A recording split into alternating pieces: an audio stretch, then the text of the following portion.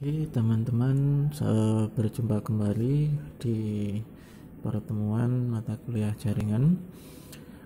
Sebelum kita membangun sebuah jaringan, kadang-kala kita perlu mengenal beberapa alat yang digunakan untuk membangun sebuah jaringan. Pada pertemuan sebelumnya, kita mencoba berkenalan dengan satu produk router yang sering kita pakai di kelas dengan nama router Mikrotik. Nah, jadi yang kemarin kita bahas adalah router board Mikrotik seri Hublit. Seri tiap produk yang dikeluarkan oleh Mikrotik sangat banyak.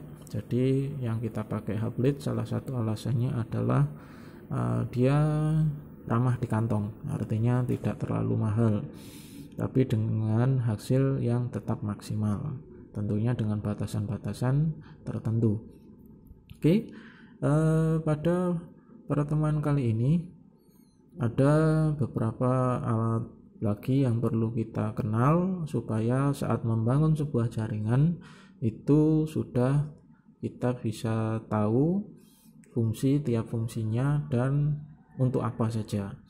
Nah, oke, yang pertama di sini ada router board Mikrotik seri Hublit yang sudah kita bahas pada pertemuan sebelumnya.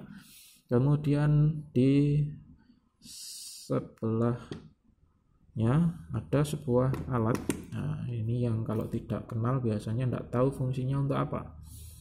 Nah, ini ada namanya, kalau saya sering mengenalkan dengan namanya tangkrim.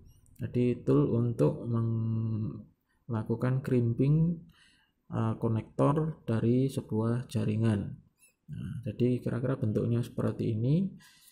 Di sini ada satu pemotong kecil, semacam pisau yang dia biasanya digunakan fungsinya digunakan untuk mengupas kabel. Jadi kalau di ujung kabel ketika akan dipasang konektor yang seperti ini, nah ini bentuk konektornya seperti ini. Jadi ini konektor, di sini ada elemennya, nanti kabel akan masuk di bagian sini, kemudian ini akan dikunci dengan menggunakan tang ini sebagai alatnya. Nah, kembali ke sini. Jadi di sini ada pisau yang digunakan untuk mengupas kabelnya supaya nanti ujung-ujung kabel bisa terkelupas dan bisa disambungkan pada konektor yang ada di sini.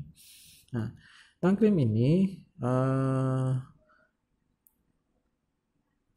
support dengan dua tipe RJ. Jadi dengan ada yang menggunakan 8 pin, ada yang menggunakan ini kalau di sini 6 pin. Nah, jadi ini di sini kalau diperhatikan ada 6P, artinya pada bagian sini ini adalah kabel dengan 6 pin. Kalau di bagian sini ada 8P, artinya tool ini itu support dengan menggunakan 8 pin. Nah, kalau yang di konektor yang saya contohkan sebagai contoh ini adalah konektor untuk 8 pin. Nanti dia akan dimasukkan ke sini seperti ini. Kemudian seperti ini nanti kabelnya dimasukkan di sini, tentunya dengan konfigurasi yang harus diperhatikan. Kemudian kita tinggal tarik. Tarik, ini saya keluarkan dulu karena tidak ada kabelnya. Kita tarik, tekan begini sampai kemudian posisi mengunci. Maka konektor ini akan mengunci 100%. Nah, proses ini tidak boleh salah. Artinya kabel dengan konektor harus betul-betul dipastikan nyambung. Ketika tidak nyambung, nanti akan konektor ini sudah tidak bisa dipakai karena paten. Nah, jadi konektor akan langsung paten. Nah, kembali ke sini. Nah, di sini ada satu lagi pisau yang tadi belum saya bahas. Nah, di sini ada pisau kecil lagi. Kalau yang di sebagian sini digunakan untuk mengelupas kabel, ya, digunakan untuk mengelupas kabel. Kalau yang di bagian sini biasanya digunakan untuk motong. Jadi kalau kita tekankan begini, dia akan motong. Nah, kalau yang bagian sini biasanya tidak sampai penuh, seperti ini. Terus nanti akan mengenai kulit daripada kabel, terus tinggal diputar, kemudian ditarik, maka kabel akan terkelupas ujungnya. Nah, ini adalah fungsi tangkrim, tool utama dalam membangun sebuah jaringan. Nah, medianya, kabelnya yang baik yang menggunakan 8 pin atau 6 pin, saya di sini sebagai contoh hasilnya nanti kira-kira seperti ini. Nah, ini hasil rimping daripada kabel yang sudah jadi. Tentunya dengan susunan-susunan warna yang kalau kita perhatikan di sini, tiap kabel punya susunan warna yang berbeda-beda. Nah, ini tentunya ada fungsinya. Nanti apakah menggunakan fungsi model strike ataupun cross, itu ada panduan tersendiri. Nanti akan kita bahas pada sesi video selanjutnya. Kemudian di bagian sini, di perangkat selanjutnya, di sini saya hanya sebagai contoh saja.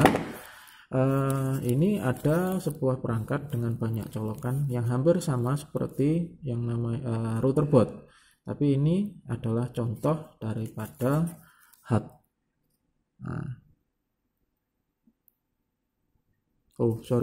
Ternyata ini adalah sebuah switch. Kalau diperhatikan di sini, ini ada tulisan switch. Ini artinya berarti tipenya adalah switch. Kemudian di sini ada lagi saya punya satu produk juga di sini dari D-Link. D-Link tampilannya hampir sama tapi fungsinya berbeda. Fasilitas yang dimiliki berbeda. Jadi yang warna putih ini adalah sebuah switch. Sedangkan yang warna hitam yang agak besar ini adalah sebuah hub. Hub dan switch itu adalah teknologi yang tidak sama. Artinya switch dikembangkan setelah munculnya hub. Sehingga hub dianggap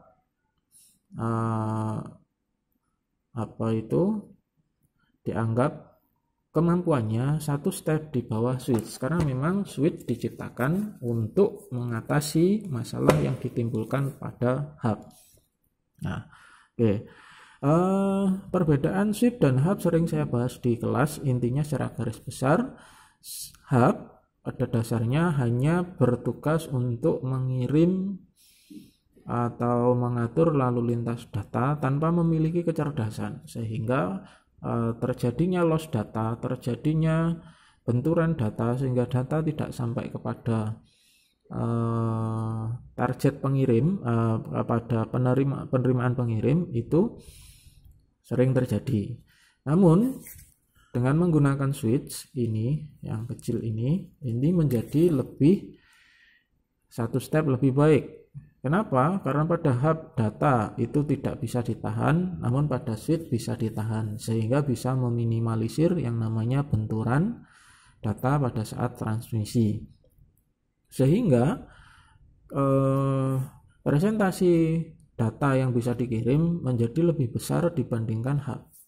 Nah, kemudian satu alat lagi yang perlu saya bahas untuk membangun sebuah jaringan. Di sini ada satu perangkat lagi yang namanya access point. Access point inilah yang biasanya digunakan untuk memancarkan sinyal internet atau sinyal wifi ataupun melalui frekuensi radio. Kalau di dalam produknya router board hublit, ini adalah access point-nya sifatnya internal, biasanya digunakan dalam ruangan dengan jarak tertentu. Kalau menggunakan access point yang seperti ini dengan mempunyai jumlah antena yang berbeda, ini biasanya nanti akan memiliki kualitas sinyal yang berbeda. Tentunya setiap produk akan memiliki kelebihan dan kekurangan masing-masing. Secara garis besar, proses daripada jaringan yang akan dibangun diantaranya misalkan nanti dari modem akan masuk ke router board melalui port 1 di sini. Kemudian dari port 1 di sini ada 3 port lagi. Nah, ini akan sangat membantu di dalam proses pembuatan sebuah jaringan. Misalkan pada port yang kedua akan diarahkan pada hub. Yang hub ini akan didistribusikan lagi pada beberapa perangkat komputer. Pada port yang ketiga diarahkan pada switch. Pada port yang keempat diarahkan pada access point. Maka kita akan punya dari satu sumber internet pada port 1 akan dibagi pada 3 kelompok di sini, yang mana 3 kelompok ini nanti akan punya fasilitas yang berbeda tentunya. Nah, semua bisa dilakukan dengan menggunakan satu barang kecil ini, sebuah router board dari Mikrotik dalam seri Hublit. Untuk detail selanjutnya pada video yang akan datang. Terima kasih atas perhatiannya. Selamat siang, semoga berjumpa kembali pada sesi selanjutnya.